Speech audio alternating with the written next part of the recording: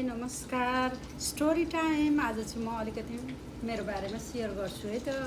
म चाहिँ मेरो बच्चा हुने बेलामा फर्स्ट बच्चा भएको बेलामा चाहिँ के थ्रु गएँ, कस्तो भयो, अरू मम्मीहरूलाई स्पेसली नयाँ ममहरू भइराख्नु भएको छ भने उहाँहरूलाई हेल्प हुन्छ कि भनेर म यो सेयर गर्दैछु। लामो हुनसक्छ तर यो म भाग 1, 2, 3 गरेर गर्छु। यदि तपाईँहरूलाई सुन्न इच्छा लाग्यो भने तपाईँहरूले कमेन्टमा गर्न सक्नुहुन्छ।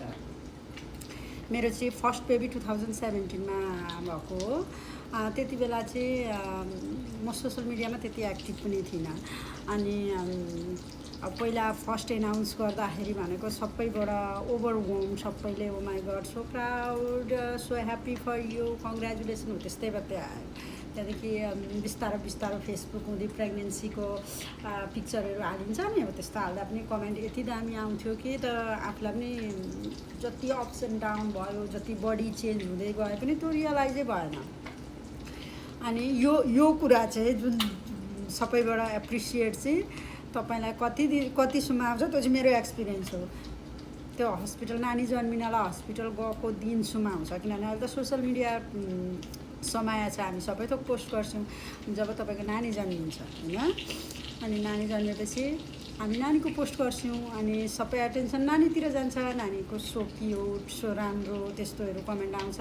एक दुईजनाले चाहिँ गेट वेल सुन भनेर हाम्रो आउँछ, त्यहाँदेखि भनेको नेक्स्ट पोस्ट गर्दै जाइन्छ। यदि तपाईँहरू न्यू मम हुनुहुन्छ भने गएर पोस्ट चाहिँ गर्नु होला।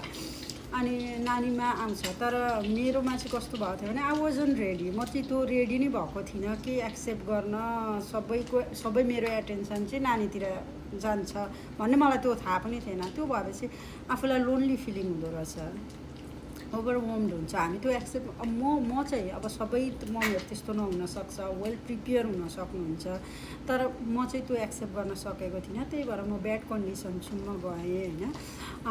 अनि ओपनली अब डक्टरहरूले सोद्धा पनि ओपनली त्यो चाहिँ मेरो ठुलो गल्ती थियो। केही चेन्जेस आउँदैछ, यस्तो हुँदैछ भन्दाखेरि ओपनली भन्न पनि सकिनँ मैले, एक दुई महिना भनिनँ पनि के थ्रु जाँदैछु भनेर। त्यो भएकोले गर्दाखेरि मलाई ब्याड इफेक्ट भएको थियो। सानो कुरामा पार्टनरसँग पनि मिसअन्डरस्ट्यान्डिङ हुने हो, त्यस्तो भएको थियो। ब्याड कन्डिसनमा गएको थिएँ।